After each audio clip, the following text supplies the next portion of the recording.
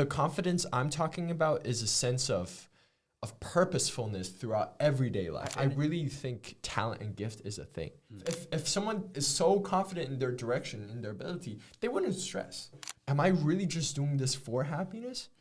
Or am I doing it for something bigger? I don't view life as goals. I don't view life as goals. I view life as a...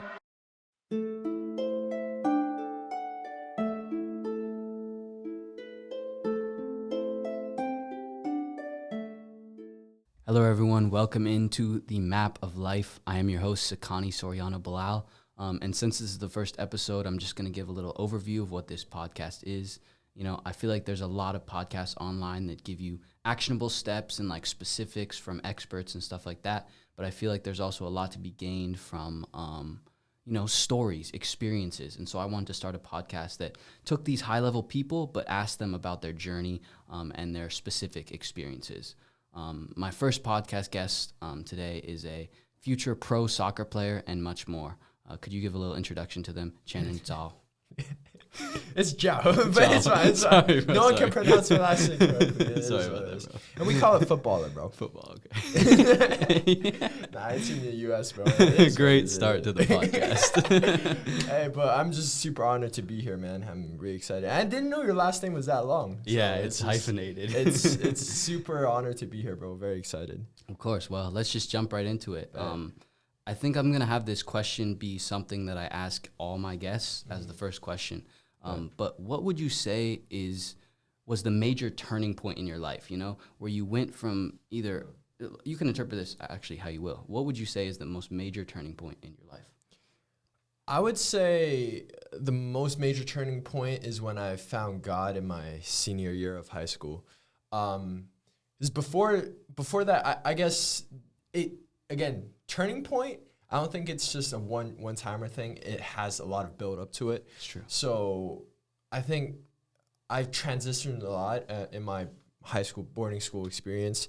When I came into boarding school, I was this kid from China. I was very confident in myself. I thought I knew a lot, but then I think reality kind of hit, and then there's just a lot of people that I've met, and then it really crushed my confidence, especially playing soccer.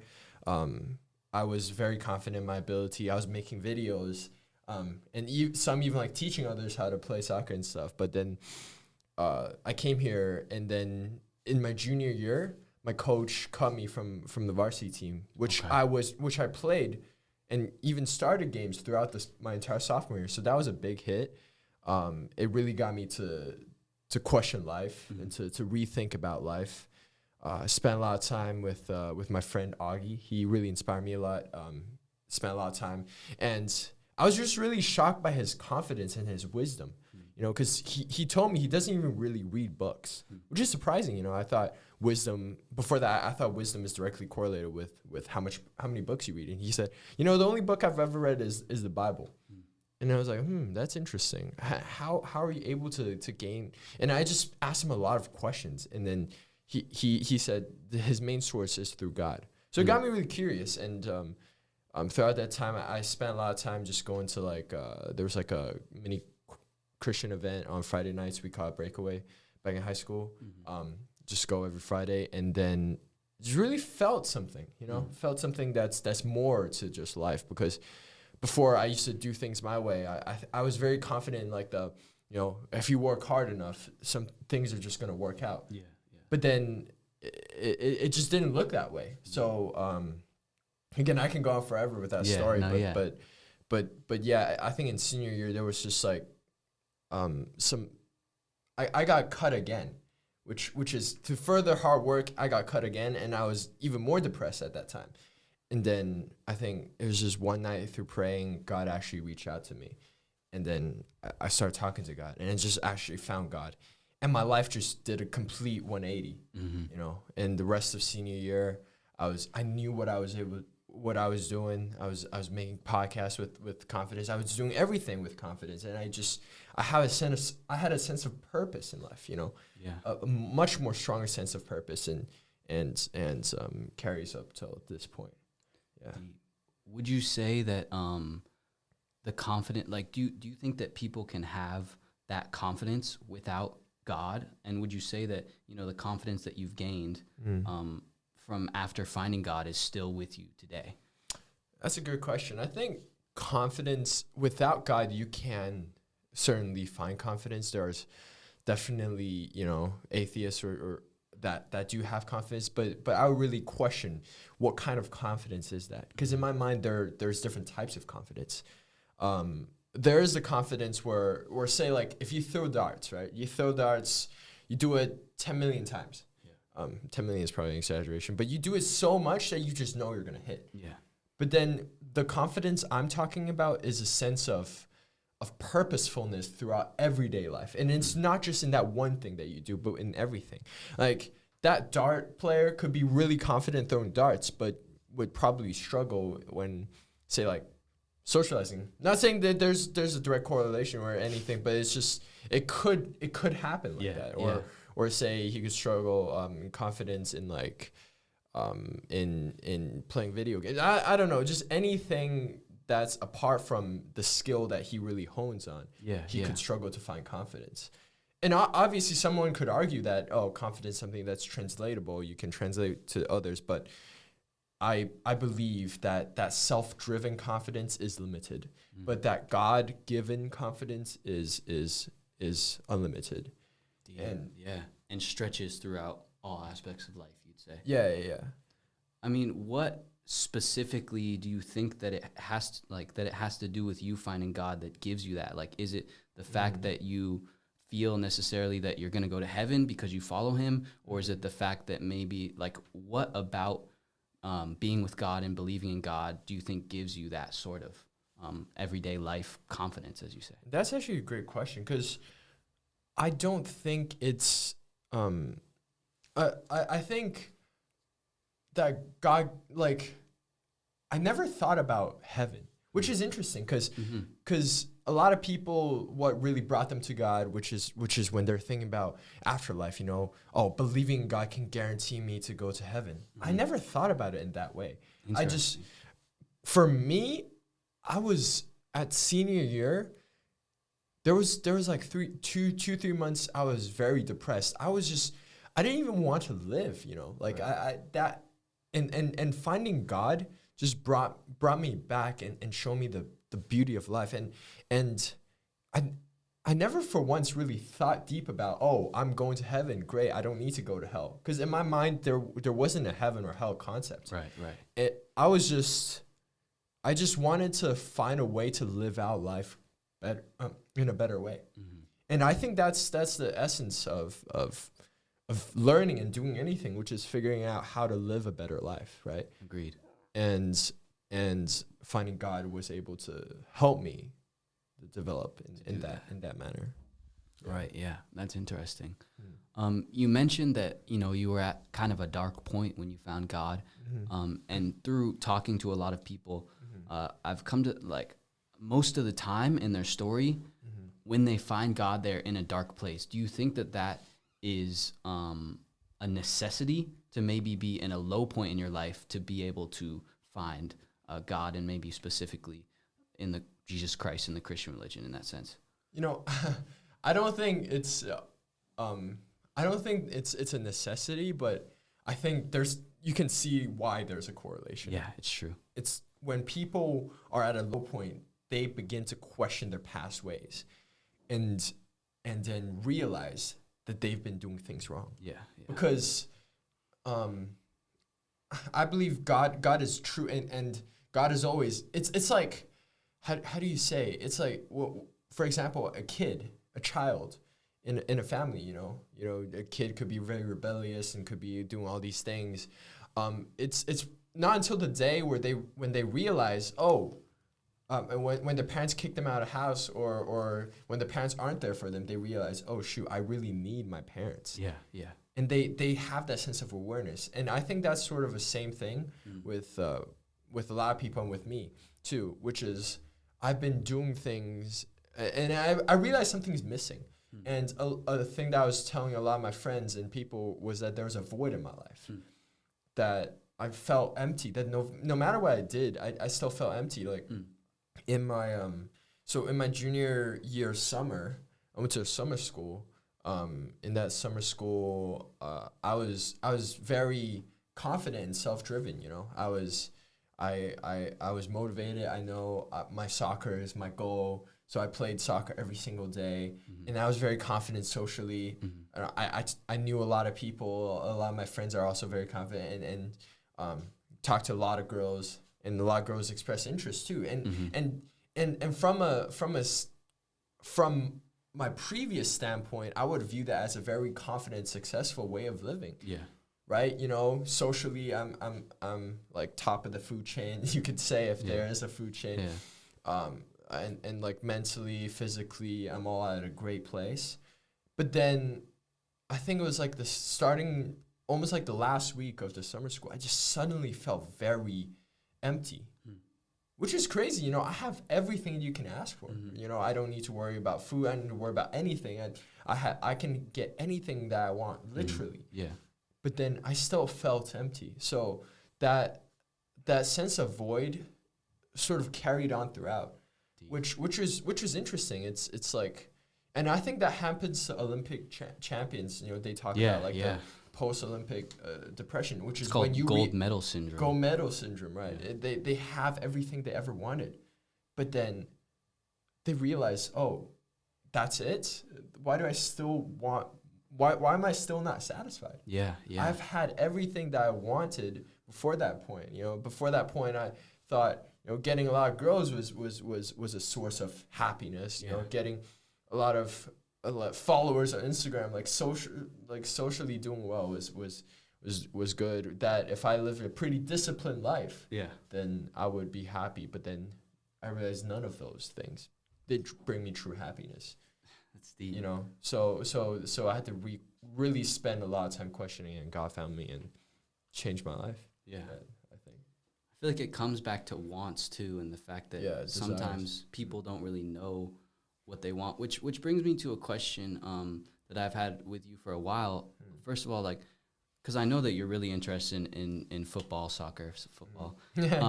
Like soccer, we can stick with it. Should we say soccer? Okay. Yeah, it's like what you're used to. Yeah, it's all good. But when did you find that sport, and why do you think it's like stuck with you so much? The second part of the question is very interesting. I'll talk about my journey first, and perhaps the second part will hit me. Sure. But I started as a kid, you know, like I think with a lot of people, you know, when you're a little kid, you start playing sports. My dad really likes soccer, so he would bring me and watch a lot of soccer. Like, my first memory was probably watching the 2010 World Cup. I don't know if you're a big fan. I'm sorry, you probably don't know, but don't really follow that. But yeah, that from that point on, I just remember just playing and watching growing up. But then I was never really good. You know, I was playing right back. Okay, it's very soccer specific, but it's a position. I play right back, and I wasn't really good at it. I was on the second team as a kid and still struggling to start half of the games. Right. I mean, I still start and stuff, but like I didn't really felt too connected. You know, I'm passionate about sports because whenever everyone is playing together, having fun, it's great. But when it comes to competition, because I'm not good, and then I get beat, and then they score on me, and then the coach is like, "What are you doing?" My dad's like, "What are you doing?" And I'm just like, I don't know, because I'm not really. See, here's the thing.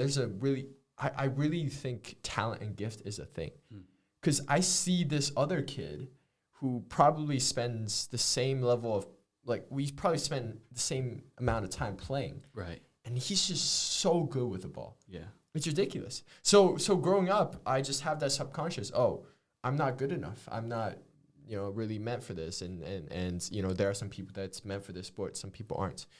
So I was always, I didn't try that hard because I already like kind of gave up in my mind. Interesting. Yeah. And it was to a point, I think in third grade when my dad realized, cause I hate running. Right. I do hate running. Same, low key. On Instagram, what is this guy? He wants to be. Let me finish the story. But then he sees that game after game, I'm just not running. He got pissed, and he's one day after a game, he's like, if you're not gonna run, why are you even playing this sport? And we had like a big debate. I was in 3rd grade, so I didn't even know what I was saying. but then I think the conclusion, I just remember my dad on the car just told me, you know what? It's because you're not gonna try it. You shouldn't play anymore. And then he just dropped me from the team, took me out of the team. That team was pretty good. You know, like that. A lot of those players, I think, are still doing pretty great. I ended up meeting a lot of those players again afterwards, but it's a long time after. But he took me out. And then in 4th grade, so back in school, I already was this back in China? Yeah, this was all in China. I grew up in Shanghai, China. I went to my primary school, and because I know I'm not really a good right back, but then I still wanted to stay involved with the sport, so I just still tried out at the start. And then I think they needed a goalie because no one really played goalie, and the coach was like, you know what, play goalie. And then just threw me back in net. And then I think I did really solid, really good, and I played a really good season. And then even though our team is not good, you know, we would still lose a lot of games, but then I was just making a lot of saves. And for me personally, I didn't really understand goalkeeper. I didn't know. I was just throwing the gloves and just prevent the goal from going in. I was just doing my job, you know, and then I was just apparently pretty good at it. And the parents liked it. The parents like, yo, you're so good. You should come back and play next season. So I did play next year. But then the year after, I thought about it. And I was like, you know what? This is so boring. Because in a goalkeeper, you're just standing there watching the game for the entirety in your little box. So I got bored. And then I just decided not to try out as goalie. Because my ego came back, you know. My confidence came back. Because I was like, you know what? I'm actually pretty good at this thing. So I tried out as striker. And striker is scoring goals, you know. Everyone loves to score goals, you know. Put me as striker, and then I didn't make the team. So stopped for a year, came back next year, didn't make the team again. And I guess at that time I was playing a lot of video games because I guess that was like the new trend, so to say. As a little kid, you know, video games were big, but like not as big. But then that was a year when League of Legends, they made a mobile game in China, and it was TFT, right? They call it King of Royals. I don't know how to 王者荣耀, but anyways, that game was so big, everyone was playing it all the time.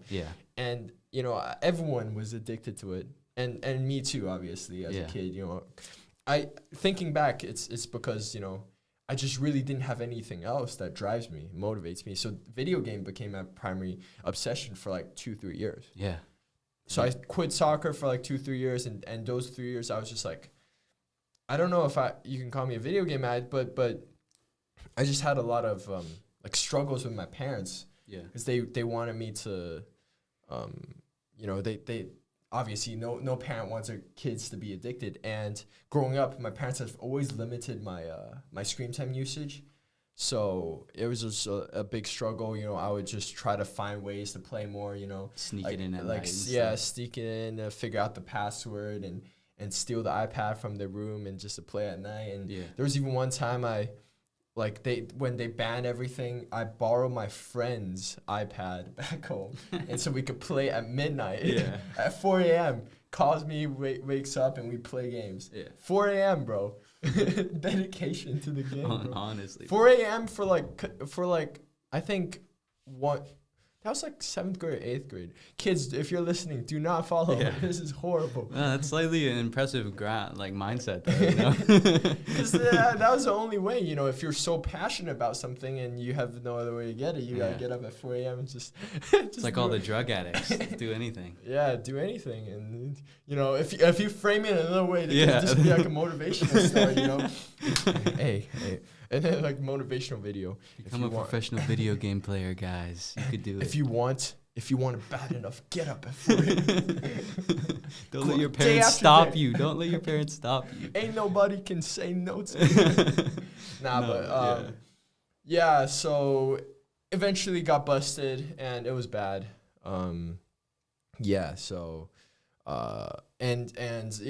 that struggle did carry on a little bit till a point. I think my mom realized that's such an unhealthy cycle. Yeah. So she decided to put me back on soccer. Yeah, at that time, because, think about it, I was like 2-3 years, all I was thinking about was video games. I didn't care about school. I didn't care about nothing. Yeah. Like in 6th grade, I was doing well in school. And then in 8th grade, I was already like mid-tier. And she brought me, she's like, there's this soccer team tryout. You want to just go? And it wasn't even a choice at that point. She was like, you have to go because you have to do something. You can't just be sitting around doing nothing every day. So I went. I still tried it as a right back because in the back of my mind, I was like, you know what, screw goalie. Why do I want to limit myself? It's so boring. Right. So I tried it as a right back. Played very average for the first year. Like, again, it's like similar story as a kid. Put me on the second team. I was like, kind of playing half of the games or not. I mean, the team is pretty good. I train with high-level teammates, but because they're all so good and they've been playing consistently from kid growing up, me, technically, I stopped at 3rd grade and picked up in 8th grade. Yeah. So my skill level gap is just incredible. You can probably like foresee. So it didn't really help with my confidence and didn't really help with like my auditions or anything really. But then it was one night they were rotating keepers because I think they didn't have enough keepers. So so it was like a game, and then everyone played, and then they gave me the gloves, and I went in, and I just remember, it's magic. Like I just remember. Like save after save after save after save, and I wasn't thinking. I was just like doing, Yeah. And then after the game, literally like the entire team. I don't know about the entire team, but I remember like 3-4 kids at least just go up to the coach and be like, "Yo, this guy should be our starting keeper. He's too good." Yeah. But then they say in joking manner because our other keeper is like already really good, but. But, the coach was like, "Yo, this guy actually has something." So put me as goalie. I was still on the second team that year. So played for the entire year. I just remember doing really good. Mm-hmm. So immediately after that season, I got promoted to the first team. They, it's like U15. So I mean they call it U15A, U15B. So, but then this team was called Juventus Academy Shanghai. Yeah, but So promoted, and then. One season, I was like half and half with the other goalie. Okay. And then the season after, I became the starter because that goalkeeper left. He lost the passion for the game, which is. And throughout those two years, I like they do awards in the teams and stuff. I won like best goalkeeper of the year for like the entire because it's like a big program of a lot of players. So I won it, and now that I think about it, it's like kind of crazy because I never trained. I never did anything. Like even when you were in those few years? if you think because now I'm thinking about it, it's crazy because I technically only play goalie 4th grade and 5th grade. Yeah. And I never trained. I just like did it. Yeah. And then I stopped playing soccer. Like I didn't kick a ball for like 3 years. Yeah. Came back and still never touched those gloves. And then in 9th grade, I just picked up those gloves, and then I was like, it's like some magic happened, Yeah. But then that's kind of like a pattern, because I would do really well, play goalie, find my way up, eventually become the starter, and then lose the passion. And that cycle happened again and again, which is crazy if you think you're like, man, this 9th grader still doesn't know what he's doing. But I went to so I was really good, right? I got recruited to play in my high school, right? Which is Northfield Herman, which is boarding school in Massachusetts. For soccer? Or also academics? Like also academics, but then soccer certainly helped. Because I talked to the coach. The coach was in need of a goalkeeper. Mm-hmm. He was like really positive and liked me, and told me afterwards that he did actually put in a good word. Mm-hmm. So I came in varsity. I was playing games, in and out, and I was doing really good. But then I think halfway through the season, I just got bored and was like, you know what, let me try striker again. Because I was like, I've been training to play like as a striker, like in pickup games and stuff back in Shanghai. I would always play striker and I would do good. Yeah. So I told my coach, you know what, let me play striker. So I went down to JV team by my own will. Yeah. It was probably first time in the history of the school, but that story didn't end. But like I went down, I think I played really good or decently good, but what's it called? At the end of the year, they needed another goalie, so it brought me back and played another as a goalie. Man, I'm not really good at telling stories. But it's just a very long, linear story. But yeah. But they brought me up again at the end of the school year. I think it was just at a point where my confidence was sort of breaking down, where I realized, I can try as hard as I want. I just don't seem to. I've been training extra. Like I go on morning runs by myself. I would do sessions by myself, just shooting ball.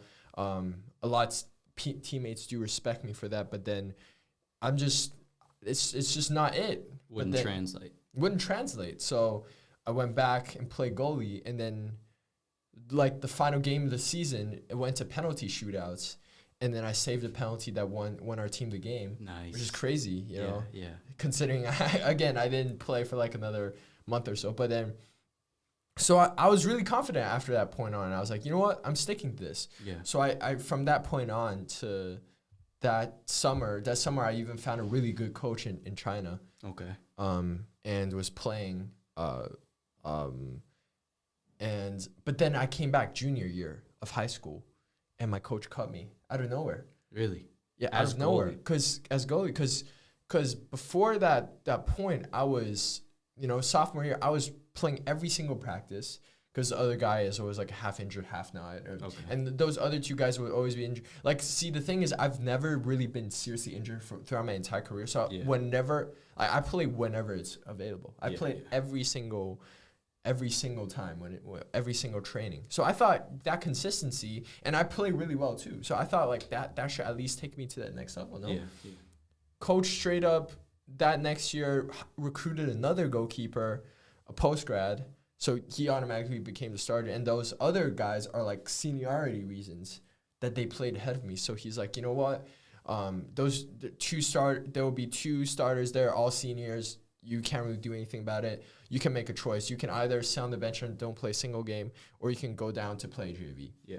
And I was like, you know what? I would much rather play. So I went down to JV. So again, it's like a cut, but not really a cut because I'm still involved. But then he did still cut me. Yeah. So got me really pissed. So I played for like a month, and I was like, screw this. So last time, the year exactly before was like me voluntarily going down, but this time I'm like, screw this. Yeah. And those kind of those can make you really angry. Yeah. Like because it's like all your friends are playing up. It's just like it's a bad time. Because like literally sophomore year spring, I was so involved with the team. Like I'm friends with some of the best players in the team. Yeah. Because we train extra. We do a lot of stuff. So it was really maddening that got me there. So me in my mind, I couldn't rationalize it. Feel that. Like looking back, I can realize it's God's testing me. God is like, you have to get better. You have to prove you actually want this. Yeah. Because I've been saying I want it in sophomore year, but then did I actually want it? Because after a month, I actually did give up. I'm like, you know what? Screw this. Let me play strikers. I don't want to deal with this anymore. Yeah. Because it's humiliating. Some people would like mock me and stuff. They'd be like, yo, you're a junior and you're playing on JV. Yeah. Bro. But then, so I didn't really. So I played strike throughout till the end of the season. Till it was like one practice. I remember that practice very vividly too. It was like they had nobody. They only had one keeper, and they were like, you know what, you used to play keeper. Come on, just put on the gloves and play. This was for JV? No, for varsity. So it was like after the season, it was like a training. It was a training before everyone left for Christmas or Thanksgiving or something. Sure. The season ended.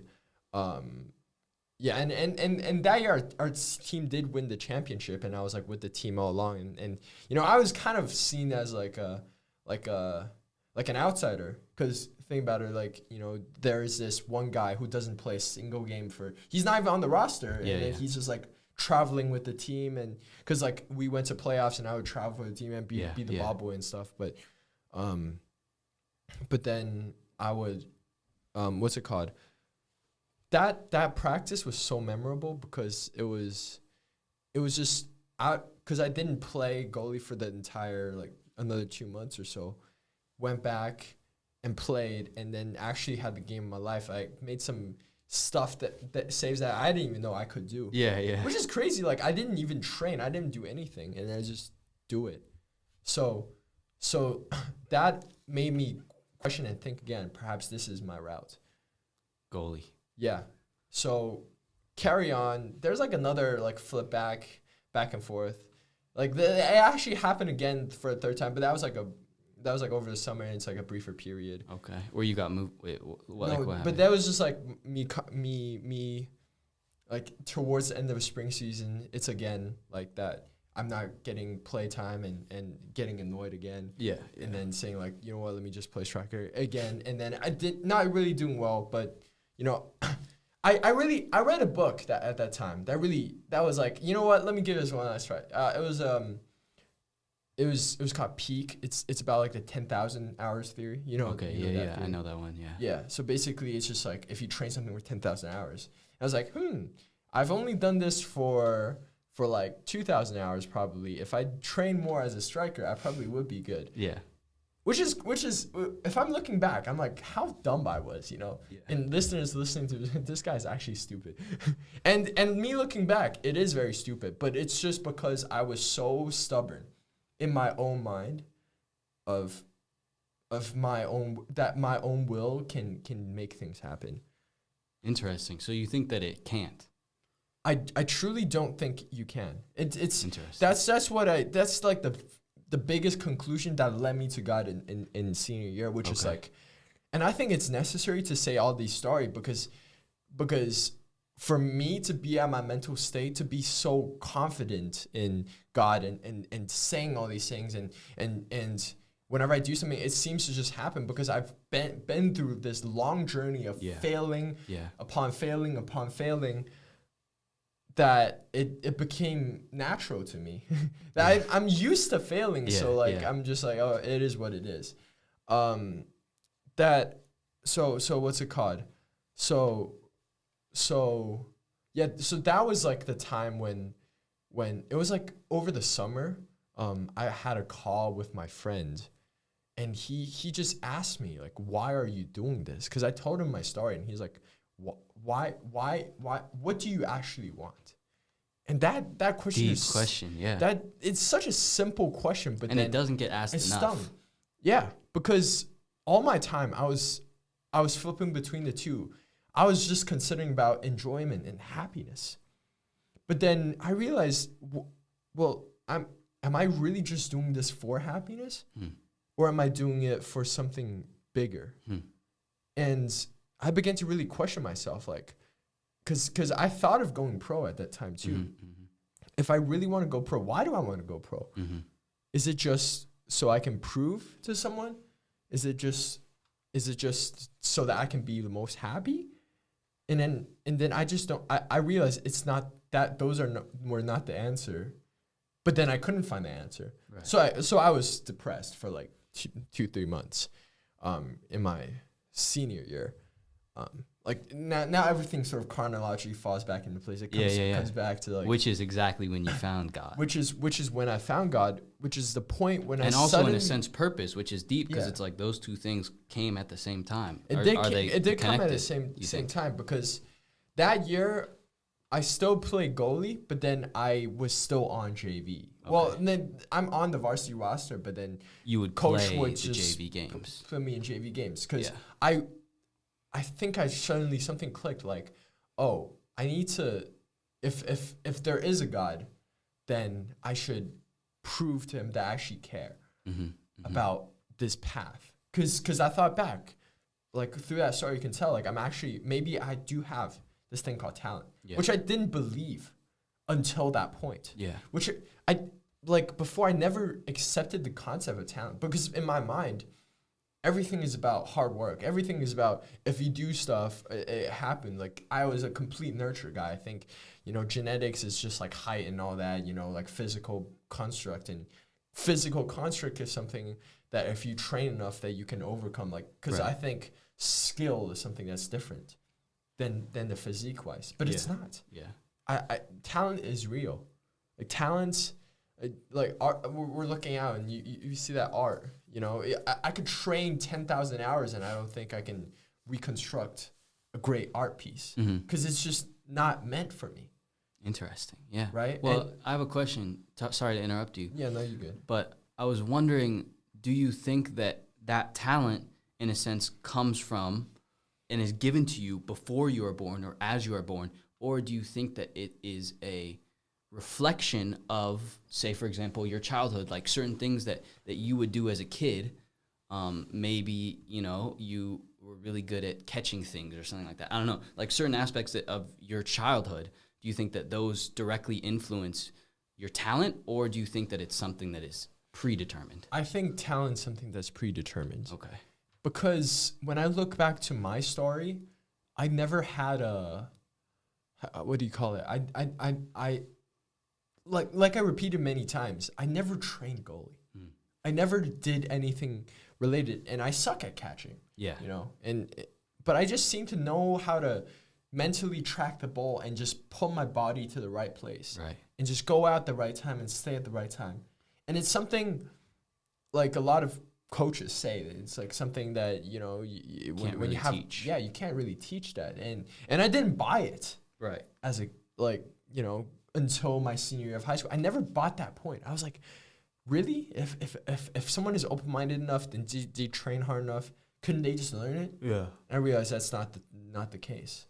Which is a deep flip, because usually people think of the more progressive mindset as like, they're like, you can learn anything. And in my opinion, I feel that there is a certain validity to growth mindset, but it's limiting. And I agree with you in that sense. And it's not to say I don't have growth mindset, which is very interesting. I don't think these two things conflict, because how we've been thinking about the world is a lot of black and white, right? That you're either Democrat or you're Republican, right? That you either, like on this point, you either believe in nature or nurture. Yeah. But I believe it's a combination of both. Yeah. If you don't work hard on your talent, it's not gonna pan out. And there are so many incidents of great, talented, you know, athletes or whatever, musicians that just flops. Yeah. Time after time after time after time. Because they don't know how to develop their talent. And I think for me to go through that entire journey of making the same mistake over and over and over, it's good, because now my mindset, I have both. Yeah. I have a very strong growth mindset. But then at the same time, I realized, you know what, I'm going to trust in something that's greater than me that will guide the way. And I trust in talent and nurture and nature and all these things. It's almost like having that direction is important as well. Yeah, and that's when at the point when I realized that goalkeeping is my path. Yeah. But then with that came everything else. Yeah. It's like a fundamental core of when I talk about someone's purpose, I believe it comes with a primary thing that goes in your direction, and everything else is supplemental. Like for me, right now I do other things like YouTube channel. I sing a little bit. I do music and everything. It worked out because, and for example, it's crazy. Like, you know, I only started my Channin chats in a month or two, and it has like 1,000 followers. And I did China Stickman for like probably even less time and have like 6,000 followers. It didn't come overnight. It's not that I just suddenly knew how to do it. It's through this past experience that I was able to develop a mentality, a combination of a growth mindset and I know this thing is meant for me and God wants me to do it. And I would just have this insane level of curiosity and focusedness, and I just know how to make things happen. Yeah. It's crazy, but then it's interesting, you know. I really like that. I really like that. So you're saying that like finding that combination of a purpose, a direction, and something that you're good at, and then, really putting the hard work in. Here's a question for you, which is kind of related, but if someone listening really didn't know at all where to start, say they have interests, but they don't really know if it's really their purpose. I was in this boat for a while, and I think I still am. I'm looking. Where do you search? Like, is it just going through those things you enjoy and failing at them? Or like, I know you already gave the way that you found it, but for others, what do you think is maybe a formula or a way to go about it?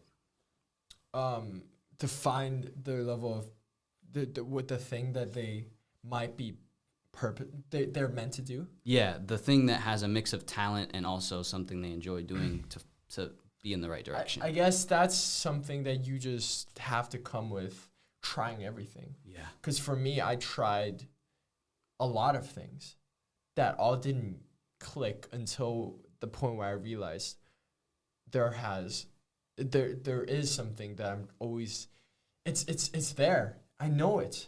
Yeah. But then I'm just avoiding it. I guess for other people it might be a different case. Some people maybe they have never been exposed to that certain thing, but then they should just keep trying and keep searching.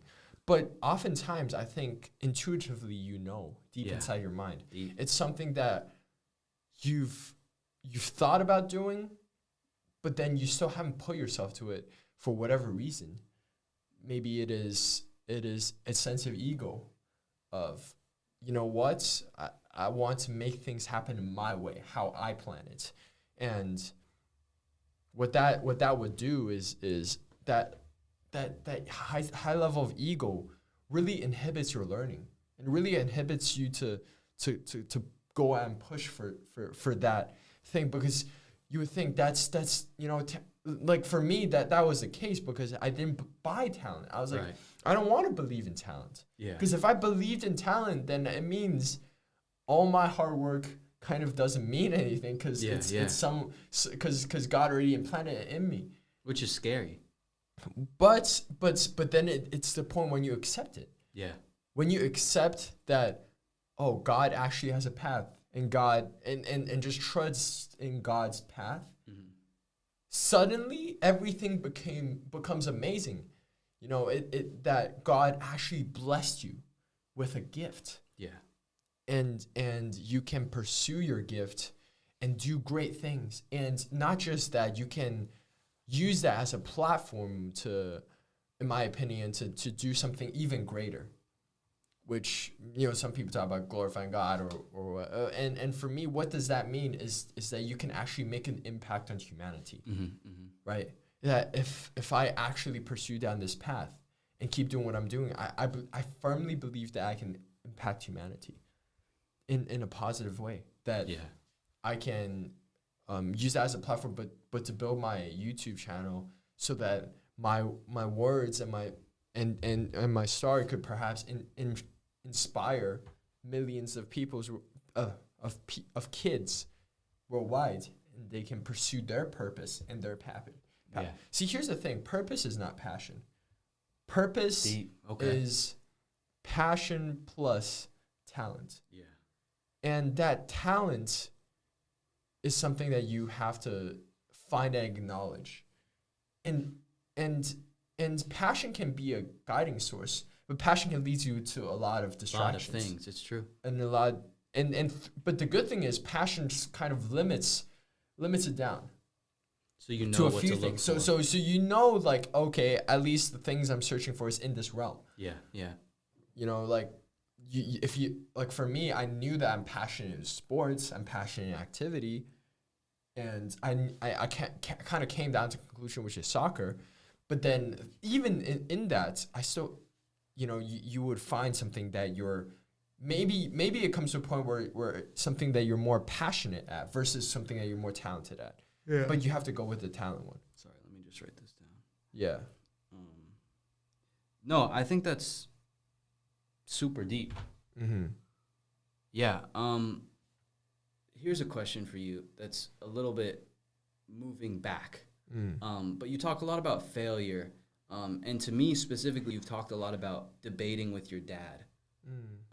How do you think that has affected the mindset that you have now? Failure in what sense? Well, There's a lot of yeah, that's true. That's true. Let's talk about the second part. Debating with your dad, because this is a question I've had for you for a while.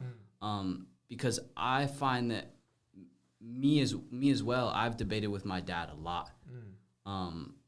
What type of influence do you think that's had on you as a person? I think debating with my dad is I see here's another thing. Now that I look back, perhaps it's one of my gifts. Yeah. Which is, it sounds bad, but like debating is kind of like, when you can probably tell. I agree. From it is. And because I've always had that instinct in me, I just naturally debate with my dad, because I'm a person that really cares about truth, and truth meaning the fundamental first principle of anything that I come to. Explain to them what you mean by that. So first principle, in my opinion, I believe everything can be drilled down to fundamental core. And obviously that core is God, but then God put like a bunch of first principles in life. For example, math is a first principle that if you get to math, you can't really break it down. Yeah. But using it as a base, you can build a lot of things on top of it. For example, architecture. That's true. It's a combination of that, and perhaps with like creativity is like a first principle, with like physics is a first principle, and with like perhaps art is a first principle. And see, here's another way of someone, if I'm telling someone to find their purpose or find direction, is to break down all the first principle aspects, which is like, you know, your logical thinking skills, or like your athletic skills or whatever, and break it down and pick those that you're really good at, and try to merge them all together, and build something off of it. And that's sort of how I'm able to find my purpose and path, which is when I broke everything down. I broke everything down, literally, not just in the physical aspect, which I believe everyone perhaps can have multiple layers of purpose. One is the physical sense that I'm pursuing soccer, but then there's also a mental sense, which is my channel when I'm, like, for example, talking and debating and uncovering truth or whatever, or explaining, and then there's also I believe there's perhaps another layer, which is like a spiritual sense or a soul sense, which is something that you can use to touch other people's emotions. Some people use like poetry, some people use music, some people use dancing, some people use like conversation. Some conversation really like stick into your heart. I think there's like 3 layers of first principles, or what? No, of purpose. Okay. That there are a bunch of first principles, and using those first principles, you can sort of find your purpose. Build 3 things. That's your purpose. That's pretty deep. And you know, something that we've talked about is, for example, my first principle, or something that I really enjoy. One way of expressing my curiosity is asking questions. And so Channin actually came up with the idea of this podcast, which was that I would just ask the questions that come into my head, because it's something that, you know, is a passion to me, and also a talent. And so you combine those together, and then you look for something to build off that, which would be podcasting. What would you say is some examples of other ones, or maybe just yours, for example, for them? To combine a passion and a talent? Or, like, how would you say that the things that you do, soccer or Channin Chats, how would you say that those are combinations of your first principle characteristics? Well, say in Channin Chats, right? I kind of broke it down into... Which is what? Sorry, they don't know what Channin Chats is. Channin Chats is my YouTube channel. It's starting. Yeah, check it out. Check it out. With this guy, Sakani, right here. But anyways, it's basically... it started off with me just talking. I just wanted to share. I always had an inkling to share. So I knew that's a passion. But then there's a lot of forms of sharing. You know, I tried I try to give motivational speeches. I try to give quote of the days. I've tried to, like answer question, and I tried in many forms, but then I realized, even in the concept of sharing, there's a lot of things that can be broken down. It's not quite first principle. It's not first principle. Like first principle in just sharing, there's a lot of forms of sharing. Yeah. Like you are doing a form of sharing by asking a question. Yeah. Because podcasting is a form of sharing. And in YouTube videos, you would notice there's a lot of types of YouTube videos. There's like the informational. A guy sits there and gives a lecture. Yeah. Informational, like history, like for example, on war, right? A guy does a video about Israel Hamas. Like that would be an informational explanation. Yeah. Versus, for example, quote of the day, which is like a very, I guess it's like a poetic expression. But my form, which I came down to, is explaining. It's kind of slightly different to answering. I believe it could be slightly different. It could be correlated, but then explaining is something when you raise a really good thought or a question or a topic, and I can really explain it well. I can just make sense of almost anything. But then it is my sort of gift, so that's why I decided to pursue that to do my channel. Yeah. Which is when I broke down the concept of even just sharing. There's many forms of sharing. Yeah. That I'm able to come up with that final form, which is the form that I want to pursue. I really like this idea, because just an example in my head that I just thought of was I was watching this YouTuber who's a copywriter. And if you don't know what copywriting is, it's basically writing out email sequences to make money. And he was saying that in school he would always like English and psychology, which aren't necessarily first principles, but I think you can break them down into the fact that those two things is what he built into his passion that made him a lot of money or whatever is the goal. But here, this comes to another question that I think I'm going to tend to ask all my guests, but like, what would you say is in the future for you? Like, what is your, I don't know if I could say main goal, but maybe just take that as you will. What is your main goal of your life? See, here's the thing. I think my mindset changed completely through my story that I don't view life as goals. I don't view life as goals. I view life as a path. And along this path, you can achieve certain things, but there's a difference. When you say you set goals, what will happen? You accomplish that goal. Yeah. And then what? Right? It comes back to the Olympic gold syndrome. Yeah. They win the goal that they've always wanted. Now what? Deep. Yeah. So I believe that my ultimate goal is something that I probably can never be at a point where I stand firm and say happily that I'm there. You could argue that the goal of life is just death because that's the end at the end, you know? But that's not true. How so? See, there is eternal life. Sure. And there's something that's beyond. But of this life. But see, that's not something you pursue. Yeah, or true. That's not that could be like an endpoint, but that doesn't signify it. It's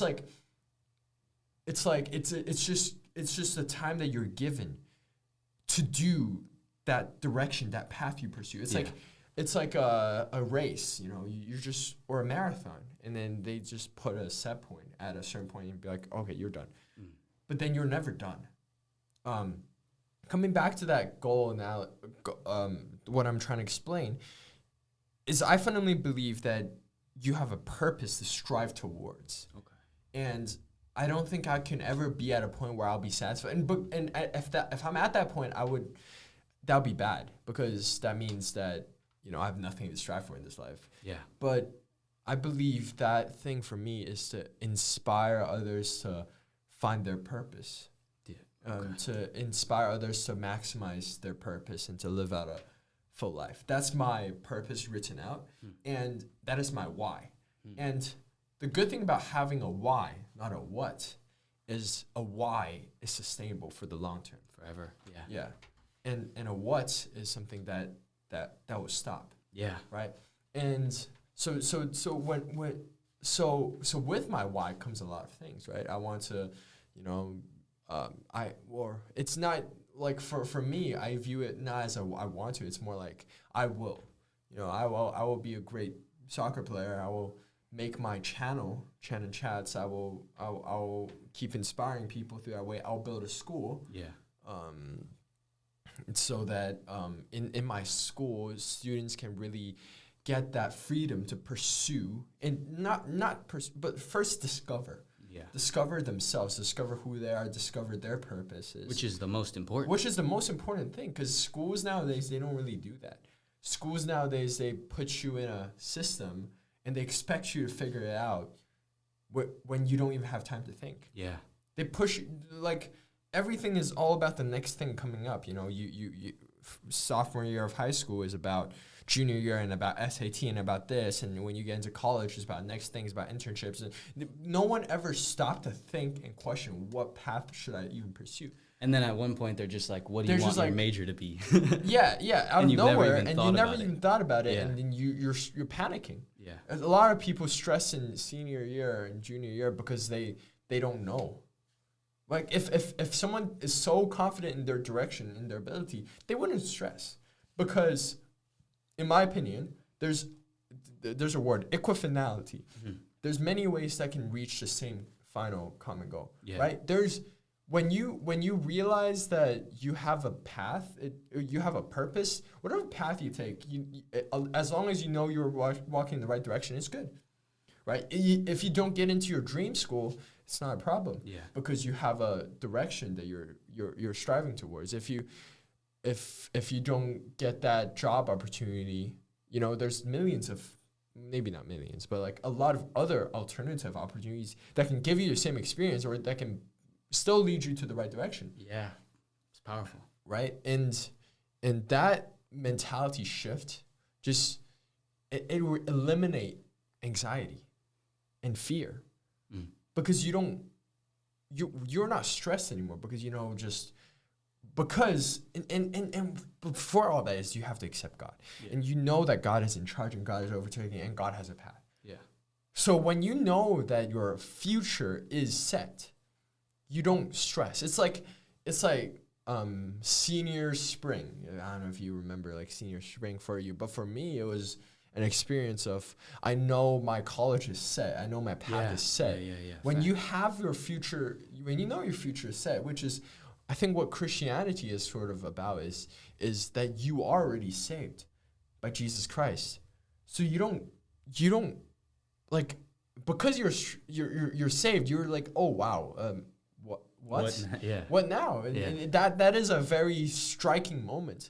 But after you realize it, your future is set. Now you want to live, because most people nowadays live out of fear, bro. Living out of the next paycheck, the next job, the next big thing, from primary school to middle school to high school to college to job to everything. Which you could argue is instilled in them.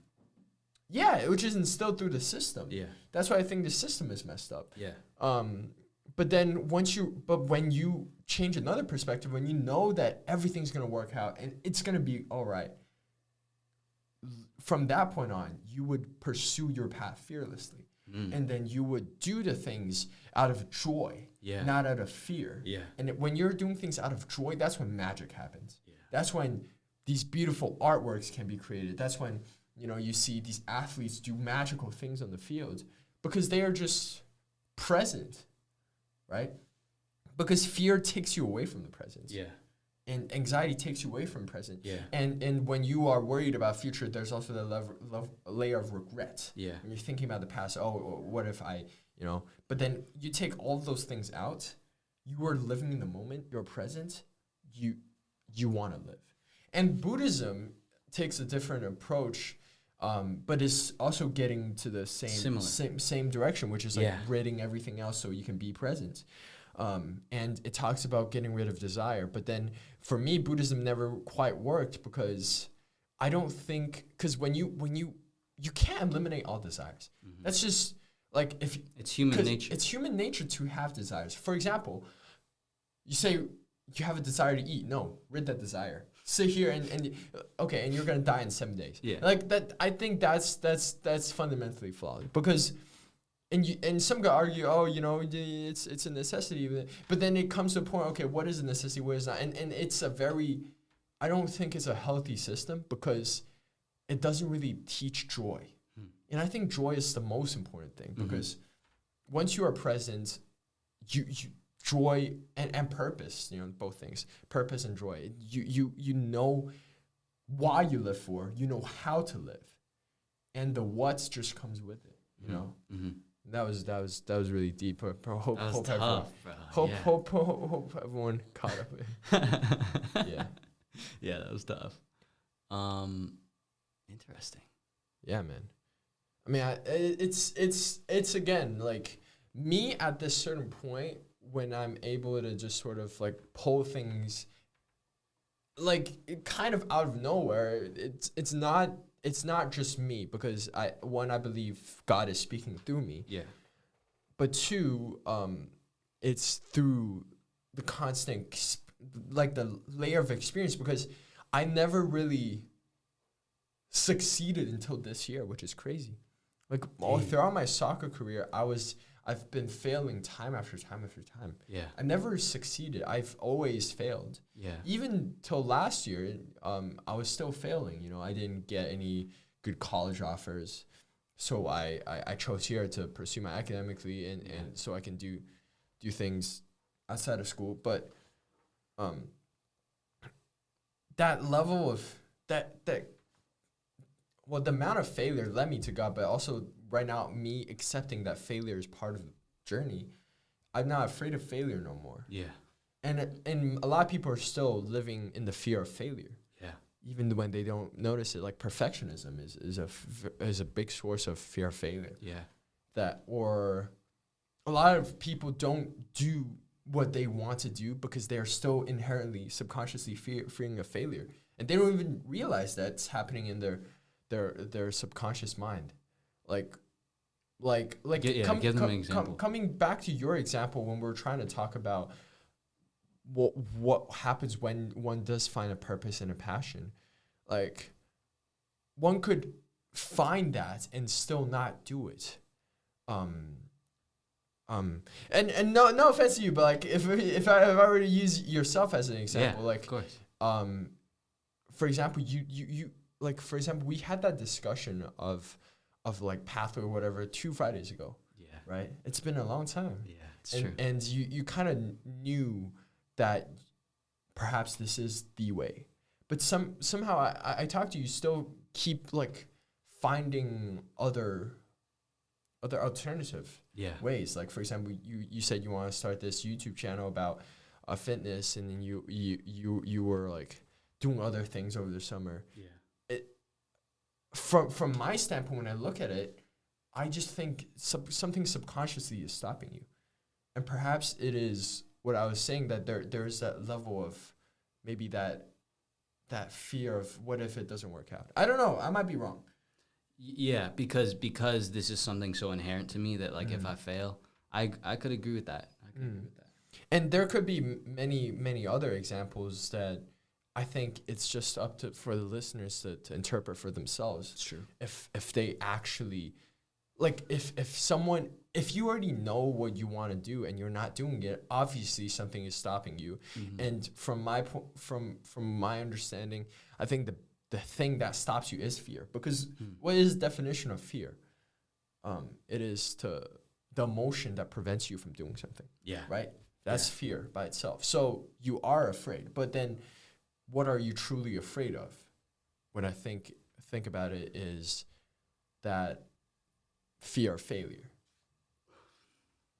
That's if I break like where do you think that comes from? Because fear obviously has merit in the material world of like, if this dinosaur is running after me, I have to be scared and up my adrenaline to run away. Of course. Where do you think that the translation from that into the mental failure came from? And like, what do you think is really the cause of fear of failure and why it plagues pretty much everybody? That's a deep question, bro.